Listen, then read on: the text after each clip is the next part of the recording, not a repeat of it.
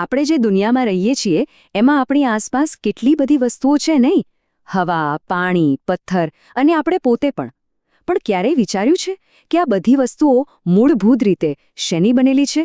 ચાલો આજે આ જ રહસ્યને ઉકેલવાની કોશિશ કરીએ. તો આપણી આજની સફરનો નકશો કંઈક આવો છે.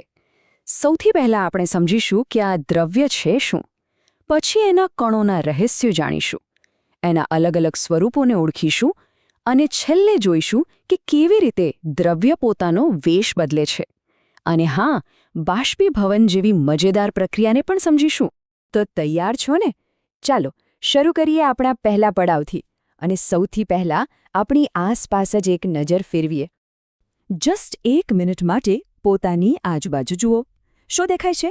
કોઈના હાથમાં ફોન હશે, સામે ટેબલ ખુરશી, બારીની બહાર ઝાડ, આકાશ, બધું જ કેટલું અલગ અલગ છે, બરાબર ને? પણ શું આ બધી જ વસ્તુઓમાં કોઈ એક સામાન્ય વાત હોઈ શકે? જી હા, બિલકુલ. આ બધી જ વસ્તુઓમાં એક વાત કોમન છે અને એ છે કે તે બધી જ દ્રવ્ય એટલે કે મેટર છે. વિજ્ઞાનની ભાષામાં કહીએ તો કોઈ પણ વસ્તુ જે જગ્યા રોકે છે અને જેને પોતાનું વજન એટલે કે દળ હોય છે એને આપણે દ્રવ્ય કહીએ છીએ. બસ આટલી સિમ્પલ વ્યાખ્યા છે. ઓકે, તો એ તો સમજાઈ ગયું કે બધું દ્રવ્ય છે. પણ હવે એનાથી પણ ઊંડો સવાલ કે આ દ્રવ્ય પોતે શેનું બનેલું છે? ચાલો હવે આપણે એક સુપર પાવરફુલ માઇક્રોસ્કોપ લઈને દ્રવ્યની અંદર ઝૂમ ઇન કરીએ અને જોઈએ કે અંદર શું ચાલી રહ્યું છે. અને જેવું આપણે ઝૂમ કરીએ છીએ, સૌથી પહેલી અને સૌથી નવાઈની વાત સામે આવે છે. આપણને જે વસ્તુઓ નક્કર અને સળંગ દેખાય છે એ વાસ્તવમાં એવી છે જ નહીં. એ અતિશય નાના નાના કણોથી બનેલી છે. અને આટલું જ નહીં, આ કણોની વચ્ચે ખાલી જગ્યાઓ, સ્પેસ પણ છે. હવે આ કન્સેપ્ટને સમજવા માટેનું બેસ્ટ ઉદાહરણ છે લીંબુ શરબત. જ્યારે આપણે પાણીમાં ખાંડ કે મીઠું ઓગાળીએ છીએ તો એ ક્યાં ગાયબ થઈ જાય છે? પાણીનું લેવલ પણ વધતું નથી. કેમ? કારણ કે ખાંડના કણો પાણીના કણોની વચ્ચે જે ખાલી જગ્યાઓ હતી ને, બસ એમાં જઈને સેટ થઈ જાય છે. છે ને કમાલની વાત? હવે બીજું રહસ્ય.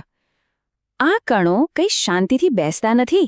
એ સતત ગતિમાં હોય છે, વાઇબ્રેટ થતા રહે છે, આમ તેમ ફરતા રહે છે. એમનામાં એક એનર્જી હોય છે જેને આપણે કહીએ છીએ ગતિ ઊર્જા. આનું એકદમ સીધું ઉદાહરણ છે ગરમા ગરમ જમવાનું. ગરમ જમવાની સુગંધ દૂર સુધી આવે છે પણ ઠંડા જમવાની નહીં. કેમ?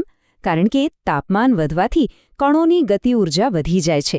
એ લોકો સુપર ફાસ્ટ બની જાય છે.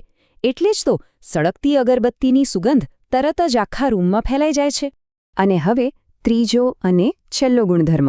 આ કણો આમ તેમ ભટકતા હોવા છતાં એકબીજાથી સાવ અલગ નથી થઈ જતા.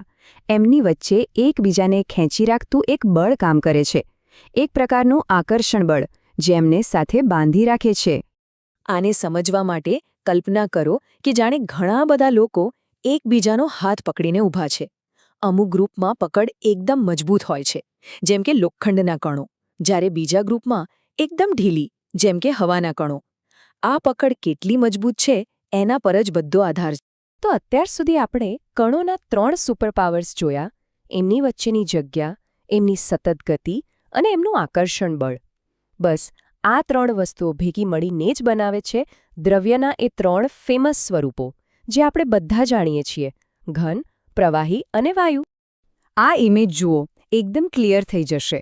ઘન અવસ્થામાં કણો એકદમ ડિસિપ્લિન્ડ સૈનિકોની જેમ નજીક નજીક ગોઠવાયેલા છે.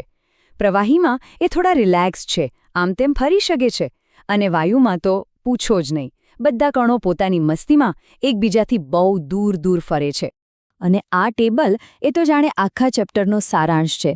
આકાર, કદ, દબનીયતા બધું જ એક જ જગ્યાએ. એક ખાસ વાત નોટિસ કરો: દબનીયતા એટલે કે કોમ્પ્રેસિબિલિટી. ઘન અને પ્રવાહીને લગભગ નથી દબાવી શકાતા, પણ વાયુને ખૂબ જ દબાવી શકાય છે. કેમ? કારણ કે એના કણો વચ્ચે જગ્યા જ જગ્યા છે. આપણા ઘરના એલપીજી અને ગાડીના સીએનજી સિલિન્ડર આનું જ તો ઉદાહરણ છે. હવે આવે છે સૌથી મજેદાર ભાગ. શું કોઈ પદાર્થ હંમેશા ઘન, પ્રવાહી કે વાયુ જ રહે છે? ના, બિલકુલ નહીં. દ્રવ્ય એક જાદુગર જેવું છે જે એકમાંથી બીજા રૂપમાં બદલાઈ શકે છે. અને આ જાદુ કરવાની 2 મુખ્ય રીતો છે: તાપમાન અને દબાણ.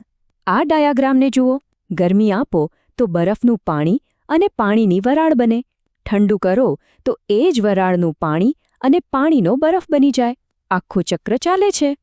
આપણે બધાના ફેવરેટ ઉદાહરણ પાણીથી જ સમજીએ. માની લો કે આપણી પાસે બરફ છે. એને ગરમી આપીએ તો શું થાય? 0 ડિગ્રી સેલ્સિયસ પર એ પીગળીને પાણી બની જશે. આને કહેવાય ગલન. હવે એ પાણીને હજુ ગરમ કરો. 100 ડિગ્રી સેલ્સિયસ પર એ ઉકળીને વરાળ બની જશે. એક જ વસ્તુ પણ એના 3 અલગ અલગ રૂપ. તો જે ફિક્સ તાપમાન પર કોઈ ઘન પદાર્થ પીગળીને પ્રવાહી બને છે એ તાપમાનને એનું ગલન બિંદુ અથવા મેલ્ટિંગ પોઈન્ટ કહેવાય છે. બરફ માટે આ પોઈન્ટ છે 273.15 કેલ્વિન, એટલે કે 0 ડિગ્રી સેલ્સિયસ. અને બિલકુલ એવી જ રીતે જે ફિક્સ તાપમાન પર કોઈ પ્રવાહી ઉકળવાનું શરૂ કરે છે તેને એનું ઉત્કલન બિંદુ અથવા બોઇલિંગ પોઈન્ટ કહેવાય.